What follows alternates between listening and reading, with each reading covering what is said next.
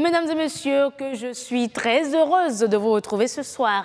La pleine forme chez vous, j'espère. Laissez tomber les soucis, laissez tomber les problèmes et on va parler développement. Et oui, à tout de suite.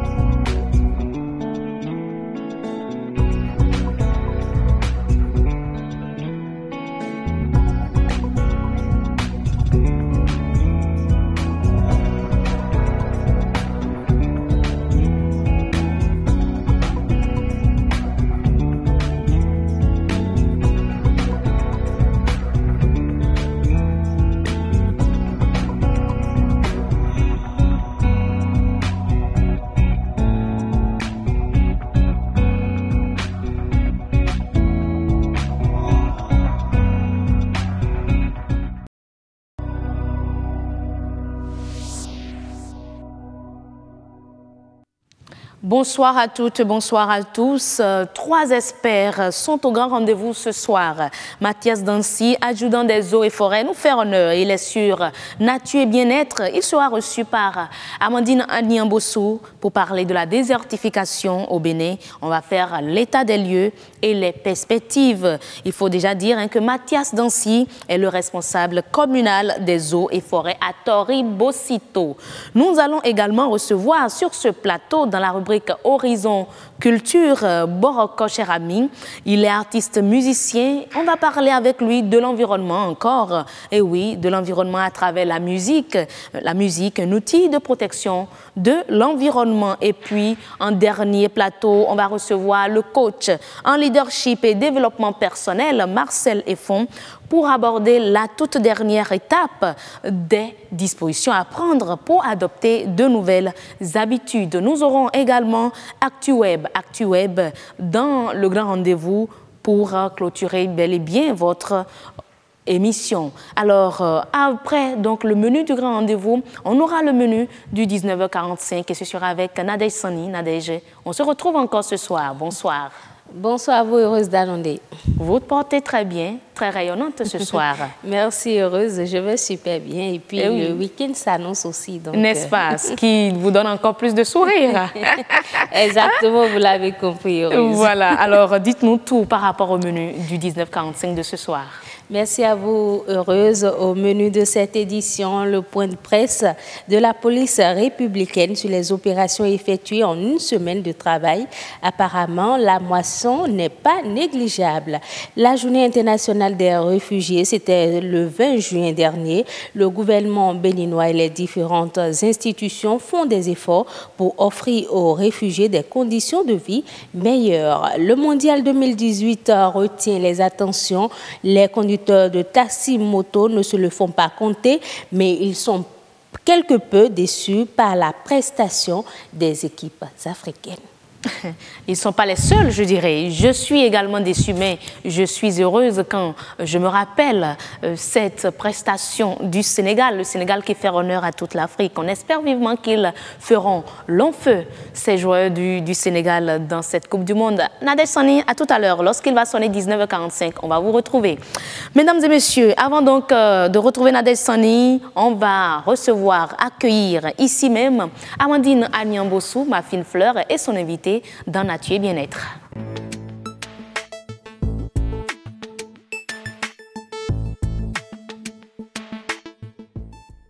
On parle désertification au Bénin, on va faire l'état des lieux et donner ou apporter des perspectives. Et ce sera avec l'expert de nature et bien-être ce soir, Mathias Dancy. Il est adjudant des eaux et forêts et précisément responsable communal des eaux et forêts à Toribo-Sito. Mais avant de le retrouver avec ma chroniqueuse Amandine Niambossou, on va suivre ce reportage.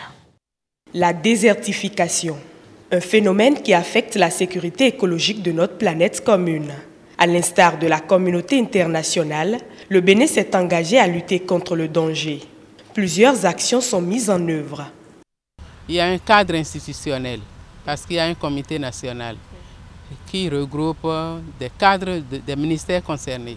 Il y a un cadre législatif et réglementaire. Donc il y a des lois et des décrets mis en place pour combattre ce phénomène.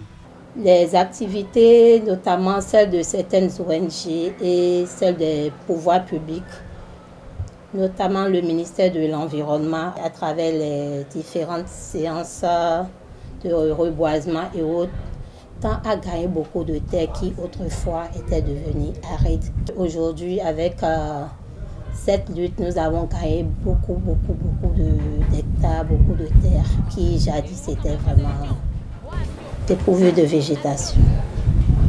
En dépit des efforts effectués, des comportements restent encore déplorables. Nos populations, même quand elles comprennent, ont acquis des façons de vivre, des manières de faire, des habitudes qui leur sont difficiles, qui leur sera difficile d'abandonner. Nous avons le secteur du coton qui utilise beaucoup d'engrais, beaucoup de pesticides. On a aussi des méthodes culturelles qui ne sont pas appropriées. On continue avec le développement des monocultures. On fait la culture itinérante sur brûlis. Ce sont des méthodes qui portent atteinte à la terre.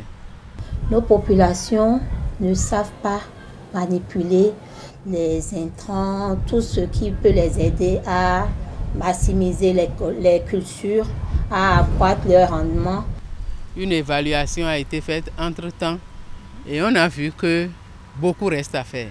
Pour une lutte bien réussie et bénéfique, il reste vraiment à faire. Il reste à poursuivre ce qui est fait.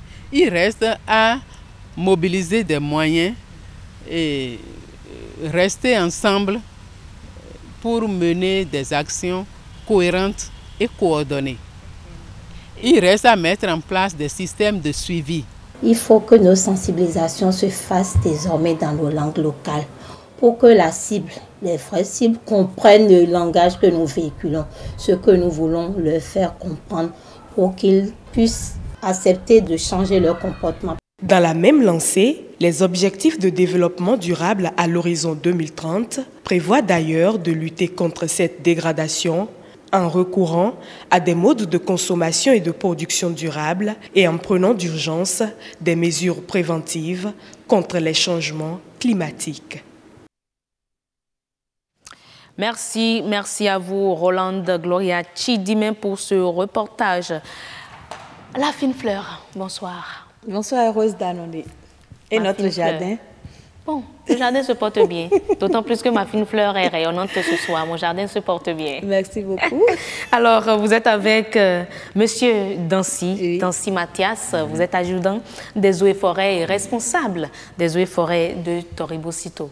Bonsoir, merci d'être là. Merci. En tout cas, vous avez fait une association de couleurs qui rehausse votre beauté, votre élégance. Ah, merci madame, merci beaucoup. Merci vraiment. Alors, on va en parler avec vous de la désertification au Bénin. On va faire l'état des lieux et les perspectives. Oui, Rosalonde, comme vous le savez, la désertification prend des proportions inquiétantes. Oui. Et est-ce que vous savez que chaque année, c'est des milliers de kilomètres carrés de terre qui deviennent infertiles dans le monde? Wow, c'est vous qui m'informez. Grâce au phénomène dont on a fait un peu l'état des lieux au Bénin. Monsieur Mathias Dancy, dites-nous déjà quel est l'état des lieux de la désertification au Bénin? La désertification au Bénin prend en compte d'abord des sols dégradés. C'est-à-dire des sols dépourvus de couvert végétal, exposés à l'érosion éolienne, à l'érosion hydrique, et qui sont emportés par suite des pratiques culturelles non adaptées. Et ça se pratique surtout dans le Haut-Nord, au niveau des montagnes à pente très très grande, où les populations, pour mettre leur culture, ne savent pas comment il faut respecter les courbes de niveau. Et après, le tout descend par l'érosion et ça emporte la partie superficielle qu'on appelle sol et qui donne la vie à la végétation. Sans la végétation, le sol ne peut pas tenir. Voilà l'élément numéro 1. Le deuxième point, c'est la déforestation. Comme elle le dit tout à l'heure, les études ont montré que nous perdons près de 100 000 hectares par an au Bénin pour cause d'installation de nouveaux champs. 100 000 hectares par an au Bénin pour raison d'installation de nouveaux champs. D'ici 20 ans, qu'est-ce qui restera du pays? Et cette information date depuis 1986. Aujourd'hui, il faut aller voir ce que... Je parle des études. Maintenant, aujourd'hui, il faut aller revoir ce que c'est devenu. Et dans notre pays, il est prévu par les écologistes qu'il faut distinguer environ 30% de la superficie nationale pour garantir un fonctionnement écologique, pour garantir un arrêt de l'évolution du phénomène de la désertification. Voilà. Qu'est-ce que ça coûte? Il faut aller voir. Donc, le phénomène de désertification est très inquiétant au Bénin et il faut alerter tout le monde, même le plus petit paysan. Le plus petit enfant doit savoir ce que c'est que la désertification et en prendre conscience. Ce n'est pas une question de guerre, de lutte avec les armes, c'est une question de participation, de conscientisation, tout le monde. Donc, comme le disait tantôt Amandine, le phénomène prend une ampleur inquiétante. Vous confirmez cela? Très inquiétante. Et ça se révèle par une certaine manifestation de la pauvreté. Quand vous voyez les populations se jeter, se rouiller sur les ressources naturelles, c'est aller récolter sans mesure les ressources, il y a quelque chose qui se passe. C'est parce que les milieux où ils existaient, ils n'ont plus rien à foutre, ils n'ont plus rien. Ils ont déjà dégradé ce qu'ils avaient. Ce qu'ils avaient. Ils cherchent de nouveau. Ils sont d'abord, dans un premier temps, ils ont quitté leur milieu. Ils deviennent en ce moment ce que nous appelons les réfugiés climatiques. À la recherche de la terre promise. Et quand ils arrivent au niveau de ces zones, pour être pratique au Bénin, ils quittent le nord. Voilà. Les Kobli, les Tanguieta, les Bukumbe, Malanville, Karimama, Banikwara, un peu les Kandié. Quand ils arrivent dans le centre du Bénin, dans les zones dans le Zou Nord, ce qu'on appelait Zou Nord avant, ils n'ont pas de terre. Et quand ils n'ont pas de terre, ils font de pratiques de manœuvrage. Ils travaillent la terre aux autres pour prendre de l'argent, mais ça ne suffit pas à leurs besoins. Et ils se jettent maintenant dans la consommation à outrance des ressources naturelles. Aussi, nos universités produisent beaucoup de chômeurs qui n'ont rien à faire que d'aller se jeter sur les ressources et vous allez voir des jeunes qui se transforment en commerçants de madriers, en commerçants de charbon, des étudiants. Il y a tellement beaucoup des entrepreneurs justement, mais il est réglementé que la consommation, le prélèvement des ressources naturelles est organisé. Il faut un agrément. Pour renouveler les 3-4 IMPA, il faut un minimum d'1 million pour le faire. Donc, c'est des gens qui sont indiqués pour le faire, des gens étudiés, mais on ne peut pas permettre à tout le monde d'aller ramasser. Et vous voyez, dans Cotonou, dans tous les vents, il y a du charbon. Tout le monde a du charbon. Même les fonctionnaires, quand ils voyagent, au lieu de venir acheter, ils reviennent toujours avec du charbon. C'est la première chose que la dame à la maison demande. Quand on dit je vais au nord, mais en revenant à Port de Liam, apporte surtout de charbon. Voilà. Donc, ça coûte moins cher de l'autre côté. Et puis quand on achète... On comprend, mais lorsque tu dépasses un sac, ça sort des droits d'usage. Ce que nous appelons les droits d'usage. C'est quand ça sort, quand ça dépasse un sac, et au plus 2 sacs, ça devient commercial. Normalement, quand vous achetez plus d'un sac, ça devient commercial. Nous, on considère que l'autoconsommation, on a besoin de prendre 1 ou 2 sacs juste pour aller. Quand on va au village, il faut prendre 1 sac ou 2 sacs. Mais quand ça dépasse ces normes-là, ça devient... quand on prend 5, c'est pour donner à tel INCY. Il faut fonctionner à la République d'une manière que le commerçant puisse vendre. Quand on vous paie le salaire, quand vous gagnez de l'argent, c'est pour dépenser. Mais vous laissez la dépense dans le circuit normal et vous allez ramasser du charbon pour affaiblir le commerce de l'autre. Mais quand on parle de désertification alors au Bénin, quelles sont les régions qui sont le plus touchées par le phénomène? Quand on parle de désertification au Bénin, ça se présente sous 3 formes. Il y a les régions extrêmement touchées, les régions moyennement touchées et les régions faiblement touchées.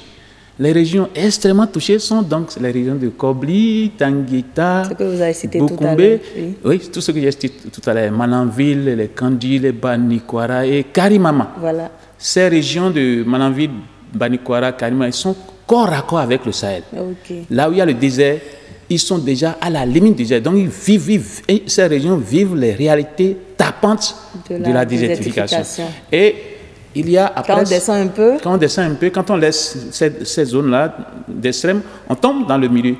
Il y a les régions je vais dire Kétou, les régions de Tchaourou, les régions de Bante, tout ce qu'on appelait le Zou Nord, et qui sont moyennement touchés.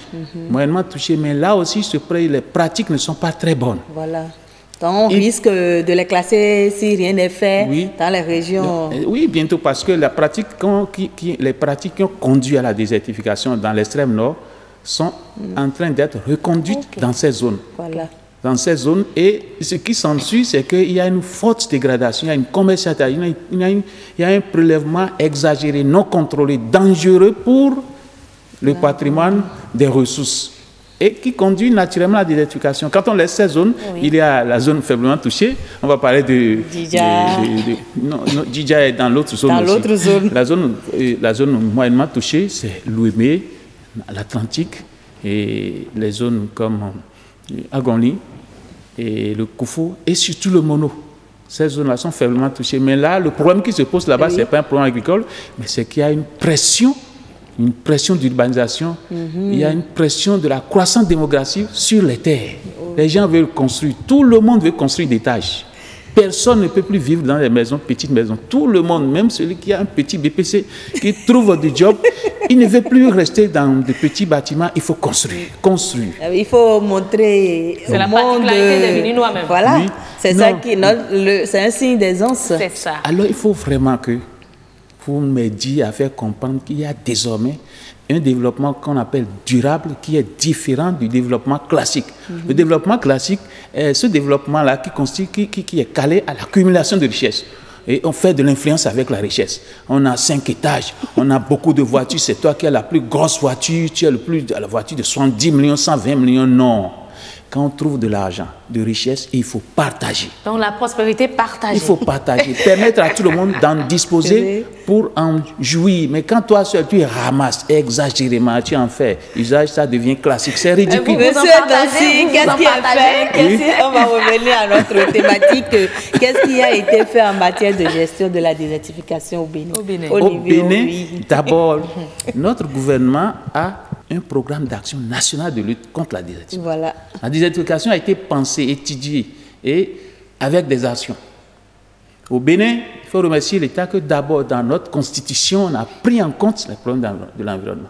Et quand on quitte là-bas, il y a, après le sommet de Rio de Janeiro, sommet de la Terre, il y a eu création d'un ministère spécial qui a été créé pour gérer l'environnement. Et quand on dit l'environnement, les aspects les plus, c'est d'abord la désertification. Et il y a eu des projets, des programmes qui sont créés. Et si on fait le point aujourd'hui, est-ce que ça a porté, est-ce qu'il y a de l'espoir? Voilà ce qui nous a manqué aujourd'hui. On a créé presque toutes les lois, on a créé beaucoup de programmes, mais ce qui choque, ce qui tue, c'est le non-respect des tests. Si on pouvait respecter les tests, on pouvait réussir la lutte. Parce que tout ce que les lois ont prévu, tout ce que les tests ont prévu, si on ne respecte pas ça, il n'y aura pas d'objectif atteint. L'objectif, c'est de dire que, par exemple, dans le domaine de consommation ou de prélèvement des ressources, que tout le monde n'aille pas ramasser et de venir vendre. Qu'on distingue à peine 5-10, un nombre réduit de personnes qui doivent alimenter toutes les villes. Maintenant, ce n'est plus le cas et on vit un peu dans le désordre. Les gens dépensent. Ils sont des commerçants officiels déclarés et ils payent tous les taxes. Vous savez, pour prendre un seul sac de charbon, en dehors des conditions d'agrément qui coûtent très cher, il faut payer 315 francs qui est devenu aujourd'hui 300 et 630 francs pour le petit sac. Le grand sac est devenu 1260 francs. Voilà. Celui qui transporte 500 sacs, multiplié pour voir combien il doit payer à l'État au trésor. On a un peu tassé on a réglementé ça. pour que n'importe qui ne doit pas exercer le commerce. Ceux qui exercent doivent tirer des ressources. Maintenant, ceux-là, ils dépensent, ils perdent tout ça là, mais arriver en ville à Cotonou, dans les Porto-Novo et Parakou, là, il y a d'autres qui font de la fraude, ils amènent gratuitement, sans frais, ils amènent les ressources et ils vendent, mettant en difficulté ceux qui sont chargés d'alimenter notre nation. Vous voyez qu'il faut un règlement, il faut réglementer les choses là. Mais quand on parle de désertification, est-ce qu'il y a des possibilités de restauration? On a des terres qui sont dégradées. Est-ce qu'il y a aujourd'hui des possibilités de restaurer ce qui est gardé? Oui, aujourd'hui, il faut avouer, il faut saluer d'abord le courage du gouvernement. Pour réussir la lutte contre la désertification, il faut des gouvernants courageux. Des gouvernants vraiment courageux. Ils ont déjà fait quoi pour que j'en viens, aujourd'hui, il y a un projet de reboisement intensif au sein des eaux et forêts. Projet de reboisement intensif. Ça veut dire quoi? On va faire des reboisements à grande échelle. Et ce projet a deux volets. Il y a un volet de reboisement des domaines classés, publics, et aussi les privés peuvent en bénéficier. Il y a également un autre projet, zéro dégradation, je crois. Oui, c'est en cours, ce n'est pas encore venu sur le terrain, parce que nous, on est sur le terrain. C'est ce qu'on nous apporte, ce qu'on déclare. Donc aujourd'hui, là, ce projet-là, ce gouvernement, je ne suis pas en train de faire de la politique, ce gouvernement a d'abord ce projet. Et ils sont allés jusqu'à mettre sur pied un fonds spécial pour l'environnement. Oui, un fonds pour l'environnement. Donc, il y a de l'espoir. Il y a vraiment de l'espoir. Il faut que j'ajoute, je propose qu'on arrive effectivement à respecter les tests. Et là, ça va marcher. Maintenant, il faut aussi lutter contre la pauvreté. Tout ce qu'on fait là, il faut qu'on arrive à lutter contre la pauvreté, parce que c'est la pauvreté qui pousse les gens à aller dégrader, détruire les forêts. Si les paysans pouvaient savoir, les consommateurs de ressources naturelles pouvaient savoir qu'il ne faut pas aller en prélever si quand le type n'a rien mangé. Son enfant est malade. Peut-être qu'il a déjà perdu un enfant l'année dernière, l'autre enfant est en train de souffrir, de mourir, et tu lui dis de ne pas aller couper de l'arbre. Alors c'est ça qu'il coupe pour vendre et trouver de l'argent. C'est un problème de pauvreté. Vous êtes réaliste. Monsieur Dancy, on va poursuivre le débat dans un cadre beaucoup plus large. On va organiser un forum sur la désertification pour aborder tous les aspects. Mais pour ce qui est du grand rendez-vous, voilà ce qu'on peut dire. D'abord, heureuse d'annoncer. Ce qui est sûr, ne perdez pas son contact. Ah non, il est très intéressant, il faut l'avouer. Ça fait partie des invités qu'on aime souvent recevoir sur le plateau. Quand on les a, on a tout comme information. Oui, c'est bien, il faut des spécialistes. Parce que l'environnement est très vaste. Le chimiste et environnementaliste, l'agronome et environnementaliste. Même le musicien environnementaliste. On va en recevoir. Il faut que chacun vienne parler de ce qu'il connaît. Il ne faut pas que les gens viennent dire ce qu'ils ne connaissent pas. Venez faire du bricolage. Quand le journaliste demande à un spécialiste de donner le nom de Fonti et on dit que c'est du figuier, c'est ridicule. C'est vraiment ridicule. Merci beaucoup. Merci, madame. Bon week-end. Merci, madame. Mathias Dancy, adjudant des eaux et forêts, nous parlait donc de la désertification au Bénin. On a fait avec lui l'état des lieux et puis il a apporté quelques perspectives. Amandine Onyamboso, excellent week-end à vous aussi. Alors, mesdames et messieurs, c'est terminé pour Nature et Bien-être. On va rester toujours dans le domaine de l'environnement pour recevoir ici même un artiste chanteur. Il a chanté pour la protection de l'environnement et le changement climatique. On reçoit tout de suite même Boroko Cherami, artiste musicien dans Horizon Culture.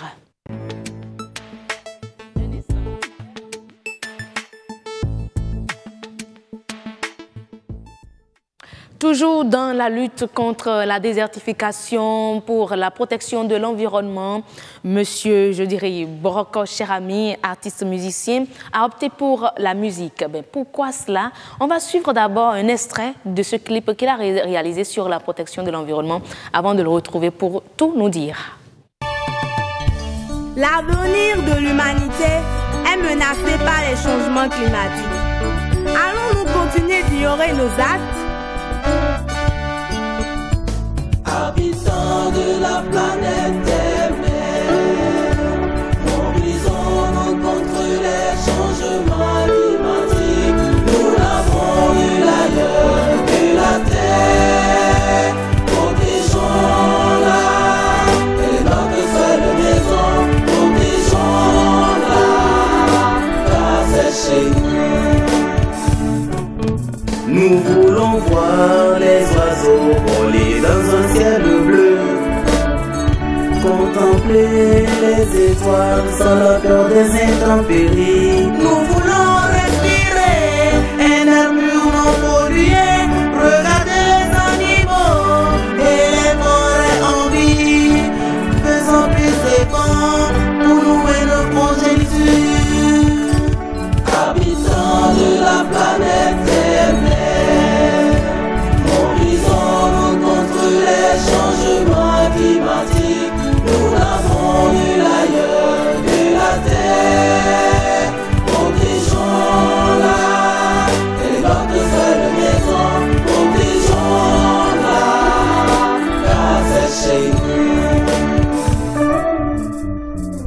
Un geste pour l'environnement, un geste pour notre planète, la Terre, notre seule maison, à tous. Le climat se dégrade de jour en jour. Réagissons pendant qu'il est encore temps. Sauvons notre terre à nous.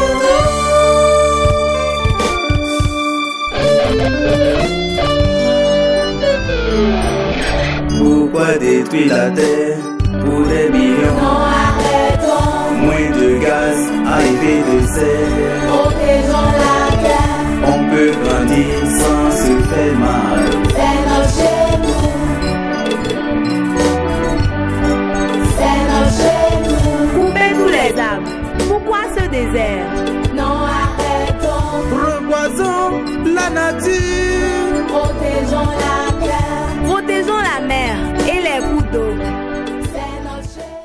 Voilà, on a découvert, en tout cas moi je viens de découvrir cette chanson-là réalisée sur la protection de l'environnement. Je trouve ça intéressant, monsieur Boroko, voilà, oui. Boroko, cher ami. Boroko qui veut dire tout simplement le fils de l'homme. Le fils de l'homme, n'est-ce pas, en Dendi. Oui, voilà. Ça.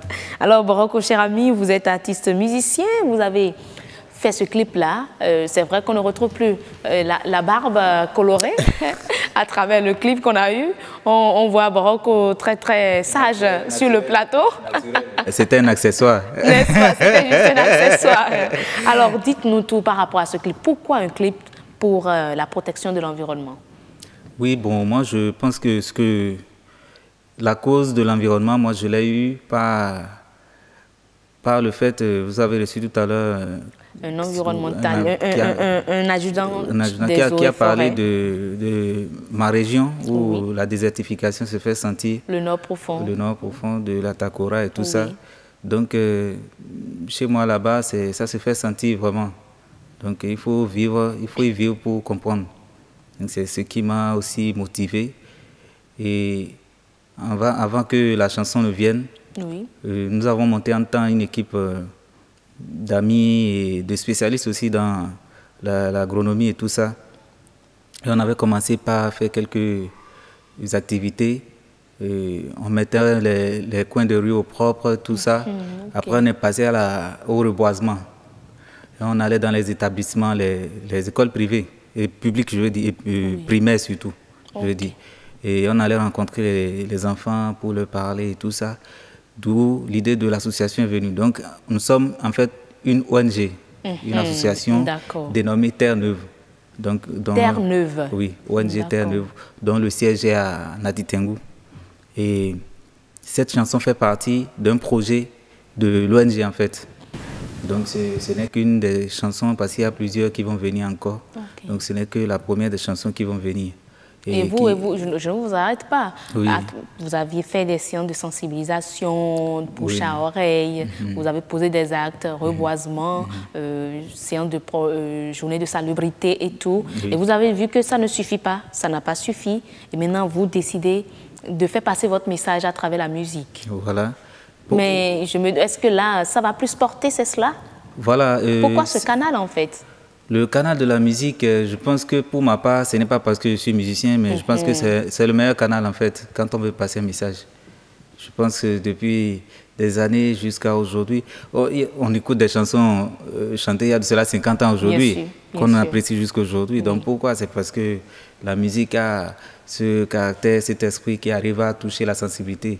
Donc c'est pour cela qu'on a pensé à la musique, c'est notre bloom et nous pensons que ça peut aussi servir pour éduquer, sensibiliser. Donc c'est pour cela qu'on a chanté, pour informer les populations béninoises et tout ça, de comprendre que c'est un devoir de chacun et de tout le monde de prendre soin de l'environnement. Donc à force de fredonner la chanson, à force de la fredonner, on va inculquer comme on cela, dit. Voilà, le cerveau va écrire cela. Et on va changer nos comportements. Si la chanson, nous sommes déjà à pied d'œuvre pour que quand même ça soit bien diffusé. Je pense que si elle est bien diffusée, ceux qui chantent, on ne chante pas, quand on chante toujours une chanson, on a souvent comment on appelle, on garde toujours l'idée de la chanson, ce que la chanson dit. Voilà. Donc voilà, donc c'est l'idée en fait, c'est que la chanson passe beaucoup plus pour que les gens écoutent et que ils appliquent ce que nous disons, qu'ils comprennent d'abord et qu'ils appliquent ce que nous disons. Et la chanson existe depuis quand? C'est fait depuis quand? Non, la chanson existe, là, ça a été enregistré depuis l'année passée, mais la vidéo est finie, a été réalisée en mars. Mars dernier, là. Oui, oui. Donc nous avons commencé, aujourd'hui nous sommes à l'ère du numérique et tout ça, la lecture en ligne et tout ça. Donc c'est disponible sur la page, ma chaîne YouTube, Boroko, cher ami, et sur la page YouTube de l'ONG Terre-Neuve. D'accord. Donc ceux qui veulent la voir peuvent aller sur ces pages-là, ces chaînes-là, puis télécharger, c'est gratuit. Et puis, gratuit, tout simplement. Mais est-ce que vous avez eu un écho Bon, je pense que c'est un peu tôt pour dire si on a déjà le retour. Bon, ceux qui écoutent quand même apprécient la chanson. Bien. Oui, et puis surtout le thème, ils sont vraiment... On sent qu'avec le temps, les gens vont plus prendre conscience de la chose, de l'environnement et des changements climatiques. Les gens apprécient quand même. Donc il nous faut peut-être un peu de temps et encore les chansons qui viennent. Voilà, vous disiez tantôt, bon, même à travers le clip, vous avez demandé à ce qu'on fasse un geste pour l'environnement. Vous avez posé, vous avez fait votre geste à travers cette musique, mais il y a encore d'autres à venir. Voilà, d'autres chansons. Toujours pour l'environnement. Toujours pour l'environnement. Et comme on le disait, c'est un domaine assez vaste, donc... les autres chansons vont aussi prendre... Là, la première chanson a essayé de généraliser. Parce que quand vous écoutez, vous aurez pratiquement presque assez de thèmes, beaucoup de thèmes quand même dans la première chanson. Donc, les autres chansons vont prendre vont sélectionner quelques thèmes pour développer. Donc, il y a la prochaine qui vient, ce sera avec un orchestre de jeunes filles. Oui, c'est elles ont été bien encadrées, donc elles vont interpréter la deuxième chanson, la troisième. Sur quoi? Le thème d'abord sur lequel nous avons, parce qu'il n'y a pas qu'un seul thème. Donc le thème sur lequel nous sommes précis pour le moment, c'est celui des sachets plastiques, de l'utilisation des sachets plastiques et tout ça. Oui, vu l'actualité aussi. Voilà, l'actualité. Donc, et certainement aussi de la salubrité et tout ça. Donc, puisque c'est les enfants, ils vont essayer de parler à leurs amis et tout ça. Donc, c'est ça. Et la prochaine chanson, la troisième, pour le moment, puisque je ne voudrais pas annoncer des noms, sinon pour ne pas... Parce qu'on n'a pas fini de s'entendre bien. Donc ce sera avec des artistes déjà connus. Le contrat n'est pas encore bien ficelé. Voilà. C'était pour ne pas parler. Donc c'est avec des artistes bien connus. Ce sera un collectif d'artistes bien connus, tout ça. Toujours environnement. Environnement, toujours. D'accord. Mais dites-nous déjà, pourquoi l'environnement? Vous n'avez pas... C'est vrai que vous êtes dans une association, dans une organisation non gouvernementale qui prône l'environnement, la protection de l'environnement. Est-ce également parce que dans votre région, dans votre localité, les problèmes environnementaux sont vraiment quand même cruciaux? Oui, je pense que je voudrais même qu'on ne parle pas que de notre région, parce que la région si on ne fait pas attention... Encore que l'invité qui vient de quitter a dit que c'est la première région vraiment à risque. La première région, bon, il y a encore, je pense qu'il y a pire, avec Malanville, il y a pire. Donc, mais de toute façon, je pense qu'il ne faudrait pas parler seulement de la région, de voir seulement la région, parce que quand on ne va pas bloquer, il faut tout faire pour arrêter ça de là-bas, sinon ça descend. Donc, je pense que c'est pour tout le Bénin ce qu'on fait. Donc, tout simplement. Voilà. Et quels sont les autres projets, mis à part ces deux clips qui viennent, qui vont sortir? Il y a les deux clips, un documentaire et tout ça, et qu'on voudra bien après mettre à la disposition de n'importe quelle organisation pour leur séance de travail ou de sensibilisation et tout ça. C'est l'idée. Nous-mêmes, nous allons l'utiliser pour nos séances et puisque nous faisons toujours du reboisement, nous allons en profiter pour faire le reboisement et tout. D'accord, mais selon vous avez opté pour, je dirais, la musique pour changer de comportement. Est-ce que selon vous, c'est ce que les artistes doivent faire? C'est ce chemin-là qu'ils doivent adopter dans la composition de leurs chansons et tout? Parce qu'on écoute, on suit des musiques, on dit ben, qu'est-ce qui est dit concrètement dedans, on ne sait pas, il n'y a pas de message et tout. Bon, concernant la musique, moi j'ai un esprit assez ouvert. Moi je pense que chacun a son boulot. Hein. Moi je chante pour l'environnement, je ne peux pas demander à tout le monde de dire la même chose. En plus, je me demande si tout le monde disait la même chose, ce que ça serait. Bon, je suis sûr qu'il y a, comme moi, il y a beaucoup d'autres personnes aussi qui chantent beaucoup, qui éduquent beaucoup de choses. Et je ne sais pas si c'est aussi mauvais. Je ne pense pas que ce soit aussi mauvais qu'il y ait des gens qui... Mais quand même, lorsqu'on parle de musique, ça doit nécessairement véhiculer un message, n'est-ce pas? Oui, je vais vous dire quelque chose. Oui. Il y a des musiques... quand parfois certains disent « Ah, c'est une musique qui ne veut rien dire, c'est juste pour faire du bruit, mais on ne sait pas. Le bruit, là, ça fait... Parfois, il y a des gens qui sont peut-être en joie juste parce qu'ils ont dansé, parce qu'ils ont fait... Ils ne sont pas allés se tuer, ou bien ils ne sont pas allés... comment on appelle? Ils n'ont pas... La chanson n'a pas demandé à se faire du mal ou bien tout ça. Donc, je pense qu'il ne faudrait pas toujours rester sur la position de tout le temps, cette musique, c'est ci, c'est ça. Je pense qu'on a parfois besoin de ce genre de musique. Et puisque nous sommes africains, je pense que ça a toujours été comme ça. Hein. Quand il y a eu des chansons où on chante et après de l'animation pour danser. Donc certains ont peut-être préféré prendre le côté de l'animation et d'autres le côté message comme vous. D'accord, vraiment merci beaucoup quand même, monsieur. Merci, c'est moi. Boroko. Voilà, Boroko, cher ami. Avant de vous laisser partir, peut-être vous nous ferez donner quelque chose très rapidement. Je ne m'y attendais pas. On vous prend sous le coup, mais bon, offrez-nous quelque chose. Bon, je chante une chanson d'amour. Puisque vous êtes une femme et peut-être que votre amoureux, je prends la place de votre amoureux. Allez-y, ça je vous l'offre. En tout cas, rien que pour le plateau. Oh chérie, kama amachise, kagono abine ya unuzame. L'arkateke aga, mfonkumaya singiyo abine izega, a testament d'amour. Je n'y ai rien compris, mais j'ai aimé. Alors, bon, cher ami, à l'état civil, c'est Pampangou Arnaud. Arnaud Pampangou, merci beaucoup. Merci d'être passé sur le grand rendez-vous et merci pour tout ce que vous faites pour la protection de l'environnement, de notre environnement. Merci. Et oui, bon retour chez vous, excellent week-end à vous et bien des choses à tous les membres de Terre-Neuve. Terre-Neuve, c'est ça. Alors, mesdames et messieurs, après donc Boroko, cher ami, on va parler actualité. Actualité où sur la toile, oui, ActuWeb tout de suite.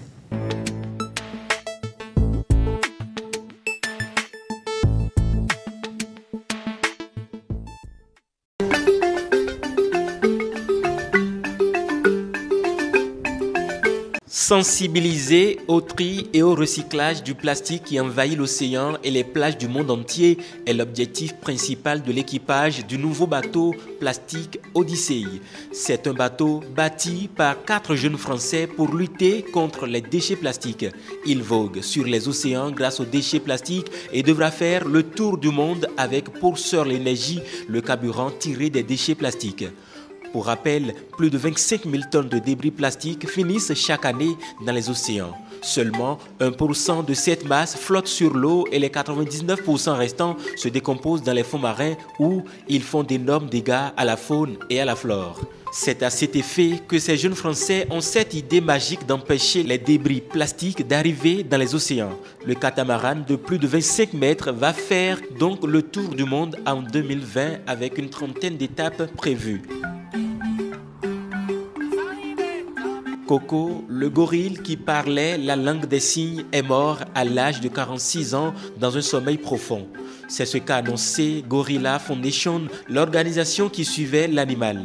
Le grand singe est devenu mondialement célèbre pour une maîtrise de 1000 mots en langue des signes. Il était vu par beaucoup comme un modèle d'empathie avec les humains. Dès 1972, Francine Patterson, la fondatrice de Gorilla Foundation, se met à apprendre à Coco le langage des signes. Le gorille maîtrisa peu à peu plus de 1000 mots et a fait l'objet de nombreux reportages qui ont fait sa notoriété. Une célébrité qui s'ouvre avec National Geographic qui l'a montré en train de prendre sa photo en se regardant dans un miroir. Ce grand singe devait aussi montrer son penchant pour la peinture et même participer à des discussions sur Internet avec ses nombreux fans. Gorilla Foundation a qualifié Coco d'icône de la communication interespèce. Les obèses font objet de discrimination, de maltraitance et d'humiliation en France. Il ne s'agit pas que de leur entourage, mais principalement parce que le matériel médical à disposition des hôpitaux n'est pas très qualifié pour traiter les patients obèses. Pour les médecins, traiter un patient à forte corpulence devient un casse-tête. Avec l'obésité qui augmente, on sent que les hôpitaux sont de plus en plus dépassés, affirme Pascal Champagne, vice-présidente de l'association Allegro Fortissimo. Les patients qui ne peuvent pas se déplacer sans aide sont laissés dans des conditions d'hygiène déplorables à cause de leur surpoids. Du côté du ministère, le transport sanitaire des personnes atteintes d'obésité soulève des difficultés majeures pouvant induire des retards à l'admission hospitalière en situation d'urgence et des prolongations de séjour, notamment à cause des difficultés d'accès aux examens ou de retour à domicile. Parlons sport, l'équipe de France a battu le Pérou avec un score de 1-0 pour la Coupe du Monde 2018. Une victoire qui garantit à la France les huitièmes de finale. Les Péruviens, bien qu'étant enthousiasmés et motivés tout le long du match, sont éliminés. La France devra une fois encore faire ses preuves le mardi 26 juin face au Danemark. Le Pérou, pour sa part, jouera pour l'honneur le même jour face à une équipe d'Australie qui peut encore espérer franchir le premier tour.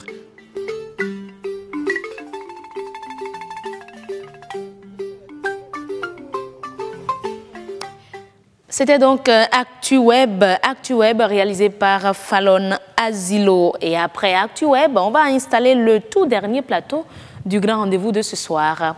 Espère.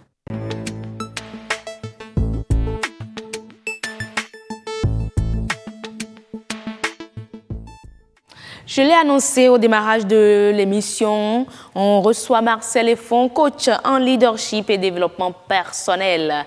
Cher coach, on vient de vous voir là, bonsoir. Bonsoir. On vous revoit encore. Oui, bonsoir. Bonsoir. Bonsoir aux téléspectateurs. Oui. Bonsoir pour tous ceux-là qui, depuis un bon moment, ça fait bientôt 6 semaines, qu'on parle du changement de comportement. Comment adopter de nouvelles habitudes. Aujourd'hui, c'est la dernière étape, la sixième et dernière étape. Voilà, la sixième et dernière étape. Qu'est-ce qu'on peut comprendre par cette étape? Qu'est-ce qu'il y a? Que devons-nous faire aujourd'hui? Absolument, ce qu'on doit faire, je commence d'abord, comme j'avais commencé à le faire, je commence d'abord à féliciter ceux qui sont restés connectés et à ce processus de changement. Et comme j'ai l'habitude de le dire, des gens sortent beaucoup d'argent, des gens mettent beaucoup de moyens pour se faire coacher, pour se faire accompagner, afin de produire du résultat, de changer leurs habitudes, de prendre de nouvelles bonnes habitudes qui leur permettent d'avoir les résultats qu'ils désirent. Mais je peux vous rassurer, malgré la volonté personnelle, ce n'est pas chose aisée. Alors vous imaginez que depuis 6 semaines, que vous avez pris le départ alors avec nous, dans ce processus de changement, en parcourant toutes les étapes qu'on a fait jusque-là. Mais il reste toujours des choses à dire. Aujourd'hui, on est à l'étape 6 qui consiste justement à mettre son modèle à l'épreuve. L'étape 5, nous avons parlé avec les téléspectateurs rappelez-nous très rapidement l'étape 5. L'étape 5, nous avons parlé avec les téléspectateurs de comment est-ce qu'ils peuvent reproduire, par exemple, un nouveau modèle. C'est-à-dire, dans le processus, vous venez à une étape où vous avez de vieilles habitudes, de mauvais comportements qui vous conduisent justement à des résultats négatifs. Alors, vous les avez listés, maintenant vous passez à une étape, l'étape 5, où vous listez maintenant, vous reproduisez votre nouveau modèle. Comme par exemple, vous dites, OK, je ne veux pas fumer. OK, un exemple banal. Difficile. Je ne veux plus fumer, c'est une grosse bataille. Mais à force de dire simplement, je ne veux pas fumer, c'est la première étape. Mais il faut lier, par exemple, des éléments de motivation au fait que vous ne devez pas continuer à fumer. Donc, on en a parlé. Il y en a qui ont fait des exercices en lien, par exemple, des éléments de motivation, également des éléments de démotivation. Tout à fait, Marcel Effon. On va poursuivre les échanges tout à l'heure. Il est 19h45. On va retourner l'antenne à Nadège Sani de l'autre côté de la rédaction pour le journal. Mesdames et messieurs, suivez donc le journal avec Nadège Sani tout de suite.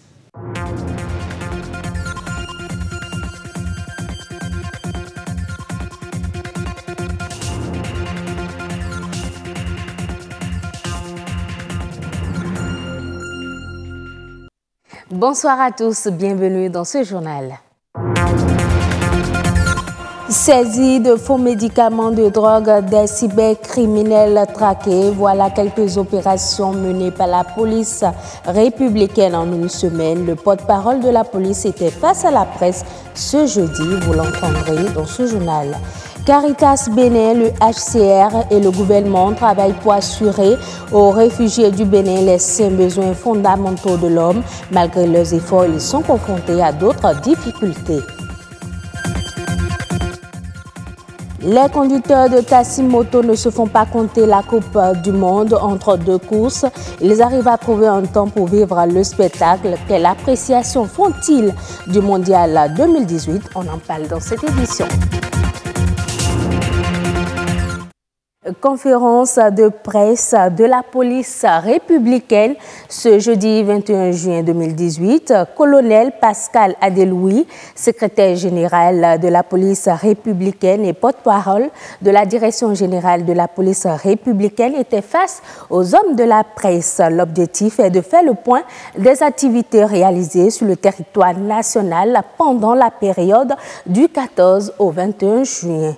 Vous allez l'entendre, la police républicaine est décidée à en finir avec la cybercriminalité sous toutes ses formes au Bénin. C'est un reportage de Alexis Segbemon et Marcel Betoro. 12 plaquettes de chanvre indien. Une tradition désormais, le point de presse de la police républicaine a lieu ce jeudi 21 avril 2018 dans les locaux de la Direction nationale de la police républicaine. À l'ordre du jour, 7 thématiques. Les thématiques vont des faux médicaments à la lutte contre la cybercriminalité. De la lutte contre les faux médicaments à la lutte contre la cybercriminalité en passant par les braquages, la moisson était bonne. Le commissariat de Wedo a procédé le dimanche 17 juin 2018 à l'interpellation d'une dame, revendeuse de faux médicaments au marché de Wedo. La cybercriminalité. 5 cas ont été enregistrés.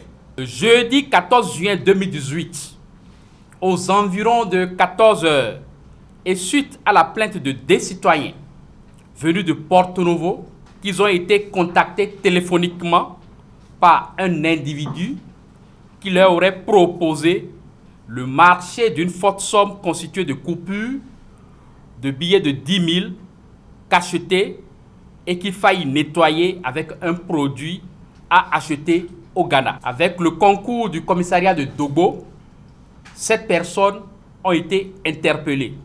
La perquisition des lieux a permis de saisir les objets suivants. Un bidon de couleur jaune de 25 litres rempli de liasses de billets de banque cachetés, apparemment faux, en coupure de 10 000. Une moto, des talismans et des effets divers. Ce deuxième point de presse fait écho des exploits réalisés dans les départements de l'Atlantique, du Zou, de l'Ouémé, du Borgou, du Mono et du Koufo. Le prochain point de presse est attendu pour le jeudi 28 juin 2018 et portera essentiellement sur les infractions et le code de la route.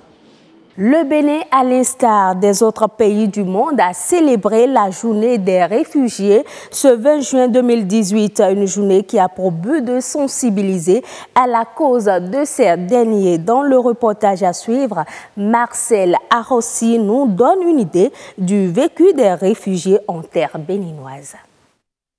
Des déplacements de population sans précédent.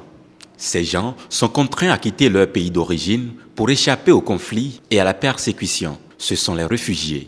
Accueillis au Bénin comme ailleurs dans le monde, ils traversent beaucoup de difficultés. Notre première difficulté, c'est de trouver un emploi pour pouvoir se prendre en charge. Et donc, c'est ça d'abord notre première difficulté. Les autres choses, elles viennent après parce qu'il faut se prendre en charge, comme je l'ai dit, mais il faut se soigner. Ce qui est aussi une difficulté. Il faut se nourrir. D'abord, il faut s'acclimater au mets béninois, ce qui n'est pas chose facile quand vous êtes déjà habitué pendant des années à manger autre chose. Donc vous comprenez que les difficultés sont à tous les niveaux. les réfugiés vivent dans une situation de dénuement complet au Bénin. Parce que nous n'avons même pas un centime pour pouvoir subvenir aux besoins de nos enfants, même les besoins élémentaires. Et pourtant, ils ne sont pas laissés pour compte. Le problème que nous avons avec les réfugiés, c'est qu'ils veulent tous avoir de l'assistance. Qu'est-ce que nous mettons dans assistance? Qu'on leur paye le loyer, qu'on leur paye les frais de santé quand ils vont aux soins, qu'on paye les frais de scolarité à tous leurs enfants, que nous essayons de les aider à se vêtir, en un mot, à leur assurer les 5 besoins fondamentaux que nous connaissons. Or, il n'y a pas assez de moyens pour le faire. Donc la politique qui est mise en place, c'est de détecter, d'identifier les plus vulnérables. Considérés comme vulnérables, ils bénéficient également au Bénin de l'accompagnement du réseau Caritas. Dans le mental de nombreux réfugiés, Caritas est là pour accueillir et assister, puisque ça a été son rôle pendant des années et cela reste son rôle pour toujours, parce que notre rôle est d'abord d'accueillir les vulnérables. Et quelqu'un qui perd sa terre, quelqu'un qui n'a plus la possibilité de vivre chez lui, est un vulnérable. Tous les jours, les réfugiés reçoivent de l'assistance. C'est cela que nous voulons et c'est cet appel que nous lançons à la communauté pour pouvoir traduire dans les faits ce que le thème nous demande, à savoir être avec les réfugiés. À moins qu'ils ne se livrent à des activités contraires à l'ordre public ou pour des raisons de sécurité nationale, les bénéficiaires du statut de réfugié ne peuvent être expulsés. On parle sport à présent. La Coupe du monde de football est vécue par toutes les couches sociales. À Cotonou, comment les conducteurs de taxi-moto vivent la compétition, quelle appréciation font-ils du spectacle? Vous allez voir, les émigrants sont déçus par la prestation des équipes africaines. C'est un élément signé Fructueux Amosso, Herman Amégan. Leur survêtement jaune est facilement repérable dans la foule. Ils sont les premiers à squatter des endroits comme celui-ci pour suivre les rencontres de la Coupe du Monde. Mieux, à en débattre quand ils se retrouvent entre eux. Voici Grégoire, un habitué de ce kiosque de vente de journaux. Les temps de diffusion des matchs, surtout ceux des équipes africaines, sont pour lui des heures de pointe. Pour les matchs africains, moi je veux rater. Aucun match africain, je ne veux pas rater. Je ne veux pas rater. Si l'heure là, ça sonne, là je suis maintenant là, je suis déjà en retard pour aller voir le match de la France.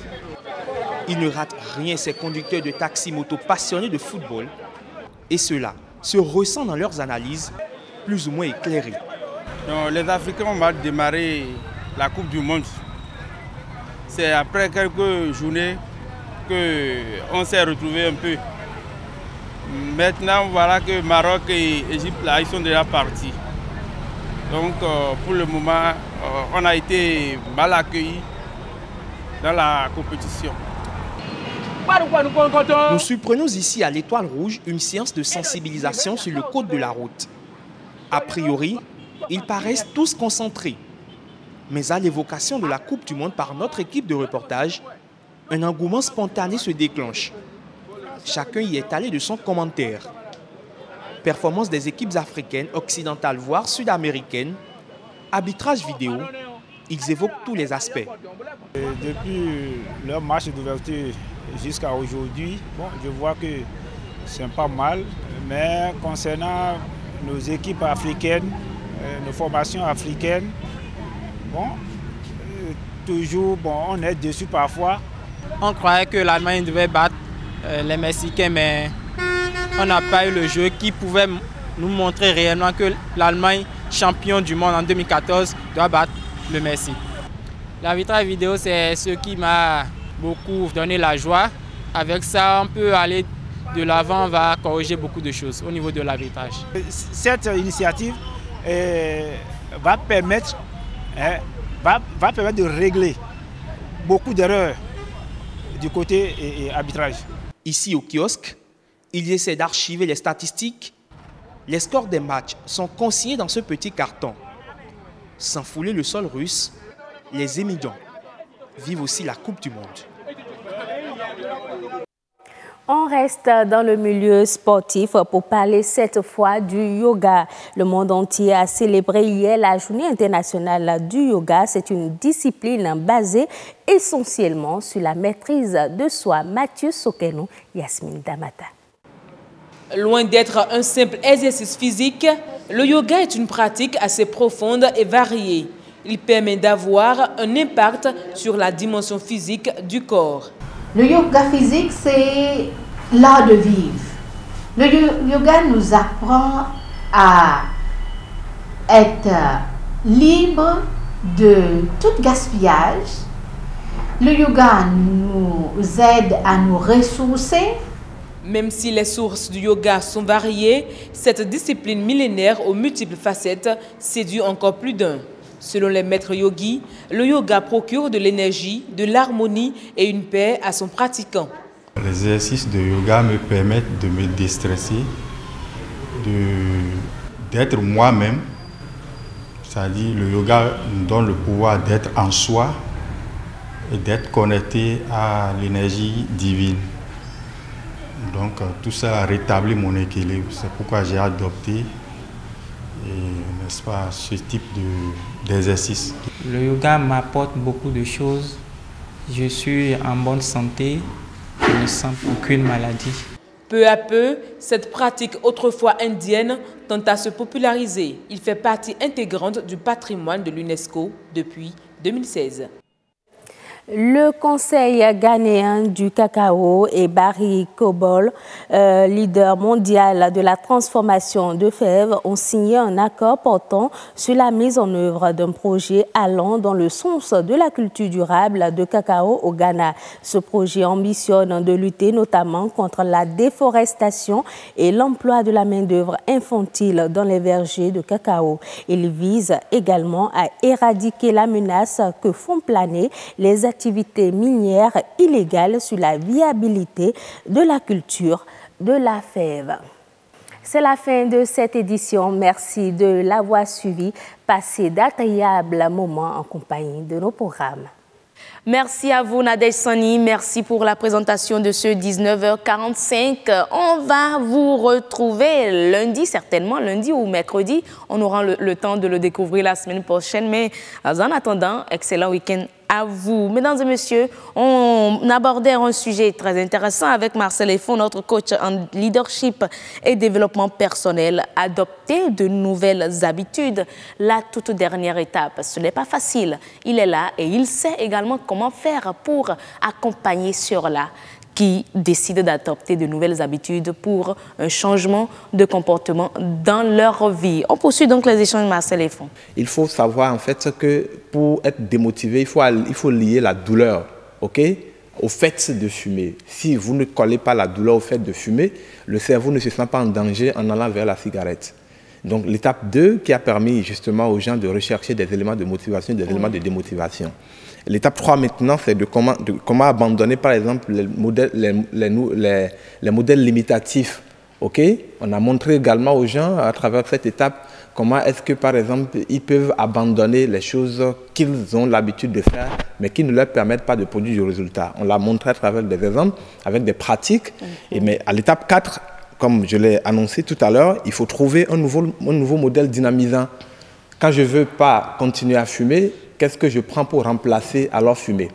Qu'est-ce que je prends par exemple pour mettre à la place des moments où j'ai envie de fumer? Parce que c'est un comportement qui m'amène par exemple à prendre la décision d'aller vers la cigarette. C'est un état d'esprit, c'est un conditionnement. Lorsque je me retrouve alors dans cet état d'esprit, qu'est-ce que je retrouve qui est meilleur que ça, qui me permet par exemple de calmer l'envie d'aller vers la cigarette? Si nous prenons par exemple le cas pratique de la cigarette. Et quand vous avez dépassé cette étape, par exemple, de la reproduction du nouveau modèle, maintenant, vous passez maintenant à l'étape 6 qui consiste à mettre à l'épreuve ce modèle. Et c'est ce à quoi nous en sommes aujourd'hui. Nous en sommes aujourd'hui. Mettre à l'épreuve ce modèle, c'est être assuré, par exemple, que vous associez réellement de la douleur, par exemple, à l'ancien modèle. Associer la douleur à l'ancien modèle, c'est être conscient qu'à chaque fois que, par exemple, vous voulez aller vers l'ancien comportement, alors vous avez un sentiment de douleur. Alors qu'avant, pour aller vers l'ancien comportement, c'était un sentiment de plaisir. Et c'est ce qui fait que le cerveau a beaucoup plus de facilité d'aller vers ce comportement plutôt que d'aller vers un comportement contraire.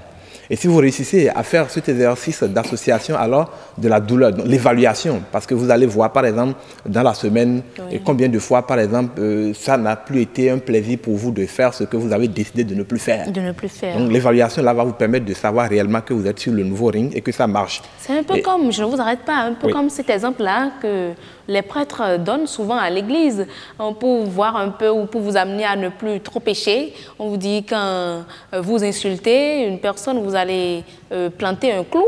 Vous plantez les clous et maintenant, quand vous n'insultez pas, venez retirer un clou pour voir si vous allez pouvoir tout retirer. Oui, c'est la science de l'imagination. C'est essayer de créer une image négative par rapport à l'habitude qu'on est en train de répéter. Et à force, effectivement, de créer une image négative, le cerveau n'aime pas les contraintes, le cerveau n'aime pas la douleur. Le cerveau aime aller vers ce qui donne du plaisir, ce qui donne de la joie, ce qui est facile. Donc, naturellement, lorsque vous créez une image limitative, c'est-à-dire de la douleur, que vous liez à un comportement négatif, progressivement, le cerveau va commencer à se dire, mais tiens, il ne faut pas aller là-bas, il faut aller plutôt vers ce qui est plus facile. Et toujours à l'étape limitative, il faut rechercher, par exemple, il faut vous assurer que, par exemple, vous associez le vrai plaisir au nouveau modèle. Parce que vous avez abandonné les anciens modèles, mais il faut maintenant que vous vous rendez compte que oui, à chaque fois que j'ai envie de faire la nouvelle chose, quelqu'un qui a envie de se réveiller très tôt le matin, à 4 heures du matin, parce qu'il veut être beaucoup plus productif, les premiers jours, il a du mal. Quand il doit se réveiller, c'est tout un tas de problèmes. Parfois, il a la volonté, le réveil sonne, mais il pousse jusqu'à ce qu'il se retrouve peut-être à 6h ou à 7h comme d'habitude. Mais ces moments-là, c'est difficile pour lui. Mais à l'étape 6 maintenant, il faut qu'il fasse le bilan pour savoir est-ce que j'ai commencé à éprouver du plaisir à me réveiller du matin. Parce que si vous n'associez pas le plaisir au fait de vous réveiller du matin, alors le cerveau prend ça comme une activité difficile et cherche à repartir à vous renvoyer vers le modèle limitatif. Donc à l'étape 6, ces évaluations vous permettent de savoir est-ce que je suis réellement sur la bonne voie. Et si vous êtes sur la bonne voie, vous allez vous rendre compte facilement que oui, à force de vouloir faire par exemple ce que je veux faire maintenant, je trouve du plaisir. Par exemple, si vous réveillez le matin, vous donne du plaisir. Quelqu'un qui dit j'ai beaucoup de douleur, je suis tout le temps fatigué dans la journée. Lorsque je me mets devant mon ordinateur, par exemple, pour produire des rapports, pour faire des choses qui me demandent beaucoup plus de concentration, je commence à m'endormir. Je commence à m'endormir. Mais c'est un problème lié à la canalisation de l'énergie. Alors cette personne décide, avant de sortir de la maison, tous les jours de faire du sport. Mais la quantité du travail n'a pas diminué à la maison. Si vous vous réveillez à 5 heures et que vous voulez ajouter du sport, alors il faut que vous vous réveillez un peu plus tôt qu'avant. Mais ce n'est pas facile de se réveiller un peu plus tôt qu'avant. Les débuts sont compliqués. Très compliqués. Mais quand vous passez les 5 premières étapes qu'on a citées, que vous êtes à l'étape 6 maintenant, il faut évaluer pour voir si à partir de maintenant, vous éprouvez du plaisir à vous réveiller. Mais pour éprouver du plaisir à se réveiller, par exemple, à 4 heures plutôt que de se réveiller à 5 heures, il faut penser, par exemple, aux insultes que vous avez lorsque vous allez à votre comité de direction et que tout le monde se rend compte qu'aujourd'hui, il va encore demander des excuses parce qu'il n'a pas pu produire le rapport à temps, parce qu'il n'a pas pu faire telle chose qu'il devrait faire, parce qu'il n'a pas pu être à jour. Donc, quand vous imaginez, par exemple, vous associez ces images d'insultes, par exemple, au fait de ne pas pouvoir produire du rapport à temps, vous avez alors de la motivation à vous réveiller un peu plus tôt sans difficulté. Donc, pensez au négatif pour produire du positif. Oui, sentir le négatif que vous pouvez éventuellement avoir au cas où vous auriez raté le comportement positif. Donc, en faisant ces associations, nous les appelons des associations, des éléments de motivation, vous allez voir, plutôt que d'être démotivé face à une nouvelle attitude difficile, alors vous allez commencer à éprouver du plaisir. C'est comme par exemple, j'ai dit un jour à quelqu'un que je voudrais aider, fortuitement à abandonner de la cigarette, et puis il est devant moi, je dis mais écoute, cette cigarette te donne tellement de plaisir, mais penses-tu qu'en continuant à fumer comme tu fumes maintenant, tu pourras assister au mariage de ta fille par exemple? C'est très choquant. Franchement. C'est très choquant. Mais là, il doit se mettre à réfléchir systématiquement. Oui, il se réveille. Il dit, mais attends, pourquoi vous me dites des trucs comme ça? Le grand jour de ma fille, je dois y être là. Je dois y être. Alors je dis, mais est-ce que tu sais qu'en continuant de faire ce que tu fais là, ça te donne du plaisir maintenant, mais ça peut te faire rater cette occasion quand même qui est très importante pour toi. Donc du coup, je me suis rendu compte qu'il s'est mis en alerte. Il a commencé à secouer la tête. Oui, j'imagine, mais c'est important. Ça ne veut rien dire, mais à force, par exemple, d'avoir l'image de ce que, par exemple, un jour, il se peut qu'il meure jeune, qu'il meure tôt, et qu'il n'assiste pas à cet événement qui, a priori, devait être quelque chose d'important pour lui, alors il se met en difficulté à chaque fois qu'il doit aller vers cette situation qui peut lui ôter la vie. Donc voilà à peu près, par exemple, comment est-ce qu'il peut créer une image négative pour limiter son comportement négatif, bien sûr. Mais au même moment, vous avez la possibilité, pourquoi pas, de vous assurer que, par exemple, vous conservez les avantages découlant de l'ancien modèle. Parce que l'ancien modèle n'est pas que mauvais dans tous ses sens. Donc il y a des attitudes, il y a des comportements qui vous permettent, pourquoi pas, de savoir que vous êtes en train, alors, de retenir ou de garder les anciennes mauvaises habitudes, les anciens résultats ou les résultats positifs qui sont issus alors naturellement de ce que vous faisiez qui n'est pas bien mais que vous devez conserver. Je voudrais dire simplement, on ne peut pas balayer par exemple du revers de la main même les choses qui étaient positives dans ce qu'on faisait. Donc il y a naturellement des résultats que vous avez produits de par le passé en ayant la mauvaise habitude mais qui sont des résultats positifs. Par contre, il y en a qui ne vous ont pas permis d'avoir vraiment des résultats positifs. Donc, il faut justement continuer à garder. Mais en faisant ce bilan, vous êtes sûr avec vous-même. Vous êtes conscient que vous n'êtes pas en train de laisser alors pour compte des choses qui étaient bien. Parce qu'il y en a des gens qui disent, bon, je vais abandonner, mais sans faire un travail de synthèse, sans faire un travail de réflexion, alors ils ne réussissent pas à garder les choses qui étaient quand même bien, qui leur ont permis de produire des résultats positifs, quand bien même dans sa globalité, alors le comportement n'est pas un comportement bien. Donc il faut pouvoir faire le bilan pour se dire, mais tiens, oui, nonobstant, je veux abandonner cette mauvaise habitude, mais dans cette mauvaise habitude, il y a quand même un élément qui est très détaché de cette habitude qui me permettait de produire un résultat positif. Donc à cette sixième étape, plutôt que de rester alors collé à des images limitatives, à des images dynamisantes, alors on peut faire la synthèse pour dire, mais tiens, il y a quand même des éléments qui étaient positifs dans ce que je faisais, que je dois pouvoir garder. Et vous les ajoutez sur votre checklist, vous les répétez dans le temps et vous éprouvez simplement ce nouveau modèle dynamisant. C'est beau ce que vous venez toujours nous dire, hein, Marcel Lefond sur le plateau. Facile à dire, mais surtout difficile à réaliser.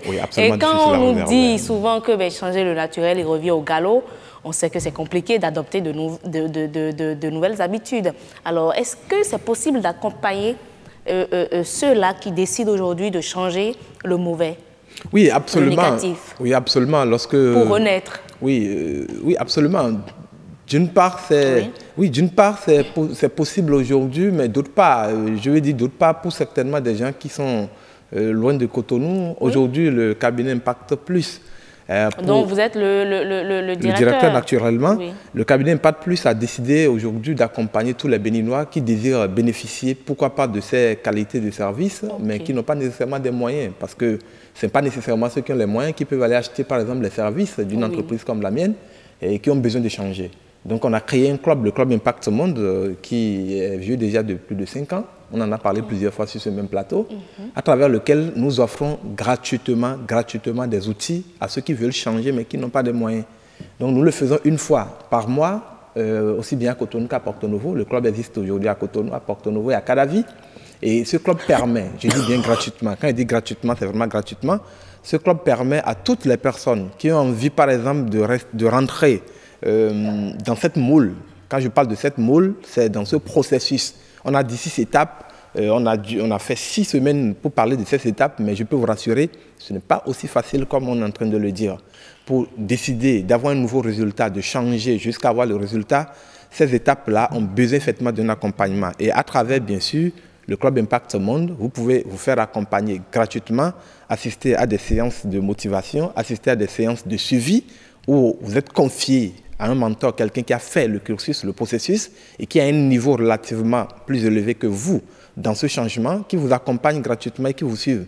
Mais l'intérêt est que vous avez le devoir, vous, au retour, alors de faire la même chose par rapport à quelqu'un d'autre qui veut rentrer dans ce processus afin qu'on puisse créer une chaîne de personnes qui réussissent grâce alors à ce processus créé par le cabinet Impact Plus. Oui, nous avons aujourd'hui une solution pour les gens qui désirent rentrer dans la pratique de ce modèle de changement à travers le Club Impact Monde qui a lieu les 3e jeudis lorsque vous êtes à Cotonou, bien sûr à la salle majestique de Bégamin, à 19h, les 3e jeudis à 19h, la salle majestique de Bégamin pour ceux qui sont à Cotonou.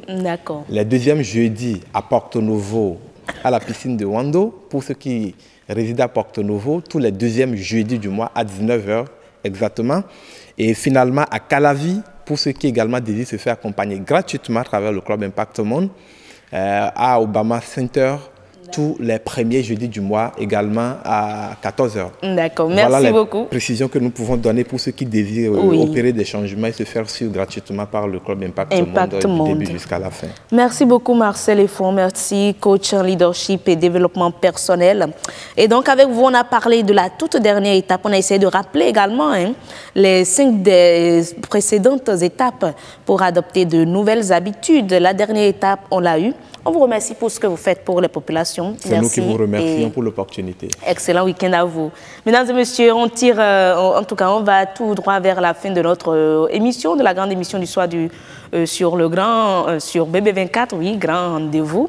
On va vous demander de suivre en nouvelle diffusion, je dirais. Bon, c'est un rappel des prévisions météorologiques.